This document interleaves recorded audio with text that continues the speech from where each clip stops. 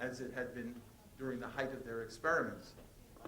So you see the plaque on the right side. It says Grunard Island. This island is government property under experiment. The ground is contaminated with anthrax and dangerous. Landing is prohibited by order. And this was taken in the year 1983. And you can see that that year, 1983, is a plaque. And that was removed every year and put up with another dated one. And it wasn't until 1990, after numerous unsuccessful efforts, that the island finally was decontaminated with tons of seawater mixed with a variety of chemicals that did the trick. Question is whether some of the chemicals have caused some problems there as well. Well, what you're looking at is an electron microscopic picture of anthrax spores. Anthrax exists, for the most part, in what is called spore form. These are tiny, tiny microscopic hard kernels that are virtually unchangeable. An anthrax spore naturally can live under the soil in many parts of the world, and these spores can live or exist indefinitely for decades, centuries, until certain environmental conditions or chemical conditions are present that convert the spore into what's called a vegetative or active form. Now you can see at roughly 2 o'clock and 10 o'clock these two long, elongated lines. These are vegetative active organisms. And it's only during that period of activity in the vegetative stage when these bacteria can reproduce and become more numerous. And in the course of reproducing, they release a toxin, something that is highly, highly dangerous and poisonous to human beings, especially if inhaled. If you get it through an opening in the skin, you can get that cutaneous, that skin lesion that we looked at before. That's not quite as dangerous. It's more easy to cure, to solve. But inhalation anthrax at certain levels of intensity and volume can be quite lethal. So, the letter that I made reference to earlier, the first 2 recovered letters were found some weeks after they had been mailed. And what you see here are 2 of the 4 recovered letters. We know there were a couple of other letters that were never found because we know that there were anthrax concentrations and illnesses at other locations in the United States. But there's an estimate that there couldn't be many more than 6 or 7 altogether of these letters that were sent. So the one on 9/11, as it's written here, said, "This is next. Take penicillin now." Penicillin is misspelled. "Death to America, death to Israel, and Allah is great." Sent to Tom Brokaw, who was then a leading anchor man for NBC TV, and to the newspaper, the New York Post.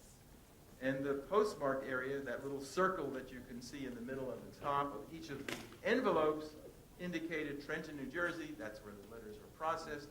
So they must have been mailed from the mail drop box nearby. And the date was September 18th for both of these.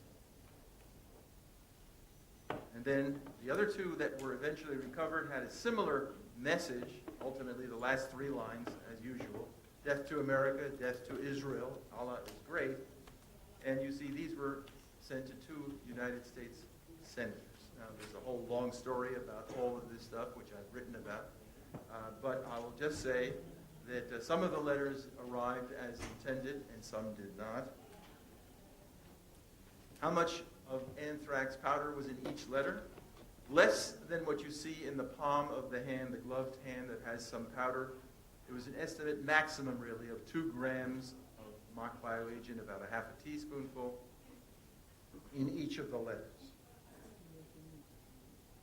In February of 2003, on the eve of the invasion of Iraq by American-led forces, other countries did participate, Colin Powell, then Secretary of State, made a statement in the Security Council saying that less than a teaspoon of dry anthrax, a little bit, about this amount, shut down the United States Senate in the fall of 2001.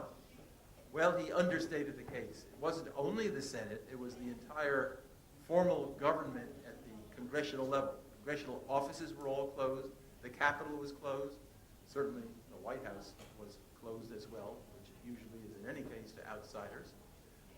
But many of the institutions that run the country, the governmental institutions, including the Pentagon, including the Federal Reserve Building, including the Supreme Court of the United States, were closed for various extended periods in the weeks and months following the anthrax letter. That was because in some cases, real contamination had occurred. Anthrax was identified at these places, and at other times there were suspicions if somebody saw maybe some sugar had fallen off the table and it's lying on the floor, that became a cause for closing the whole institution. It was a hyperactive, overreactive, but understandable sense of worry and time about the force of this potential bioagent. So in the end, there were 22 anthrax victims. I'll run quickly. That from the period of September 21st, when the first individual who thought she had a strange kind of sore on her finger went to the doctor, and the doctor misdiagnosed, through October 1st, there were 9 victims who had shown symptoms variously, went to doctors, and they were not recognized as anthrax. Confirmation only came weeks after there was an understanding that anthrax had been released. October 4th was the first confirmed case. November the 21st was the last confirmed case. There were, in the end, 22 total cases, 11 of which were cutaneous. Everyone survived. The inhalation cases, 5 people died, 6 survived.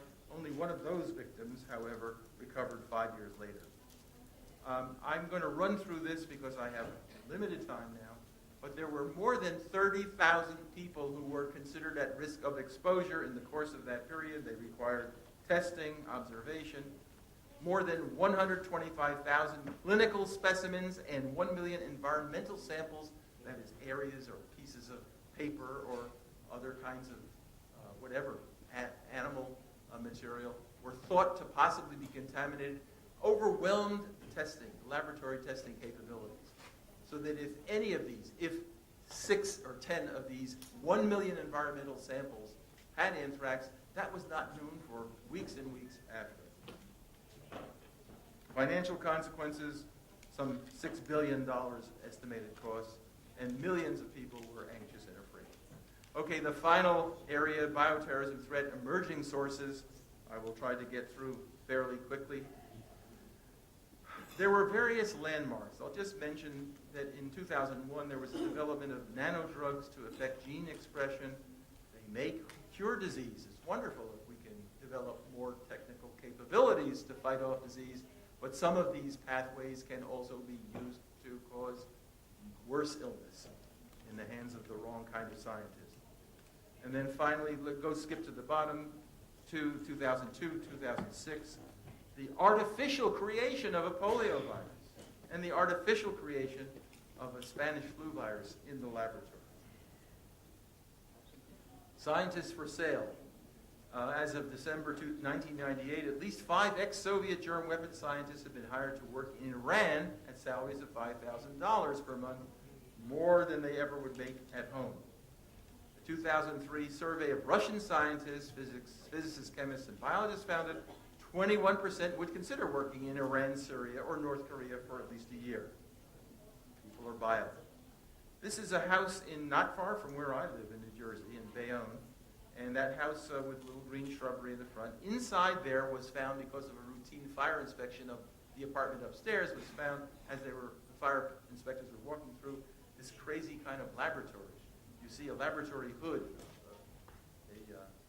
a synthetic one on the left, all kinds of crazy medications. The guy was a 55-year-old loner living with his mother, actually, and he did odd experiments.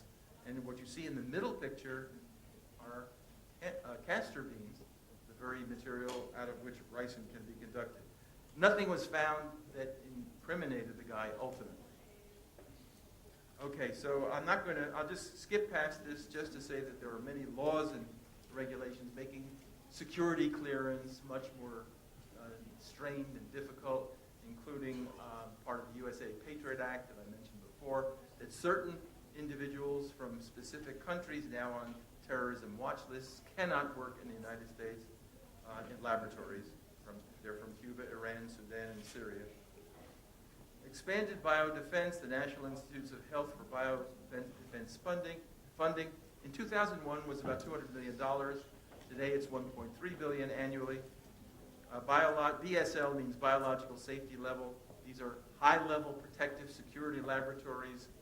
In 2001, there were about 20 of them. 2011, 1,350.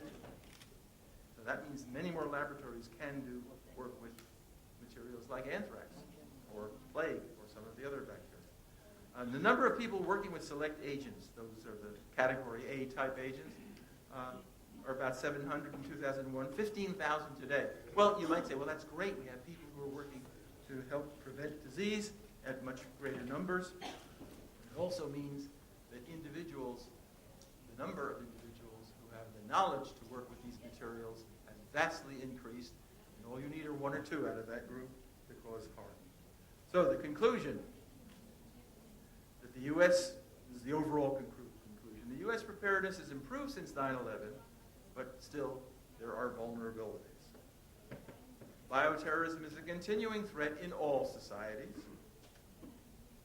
The medical community will be frontline responders to a bioattack, and therefore the medical community has a special responsibility regarding biopreparedness to acquire knowledge about likely bioagents, to become familiar with treatment protocols, and to participate in response exercises.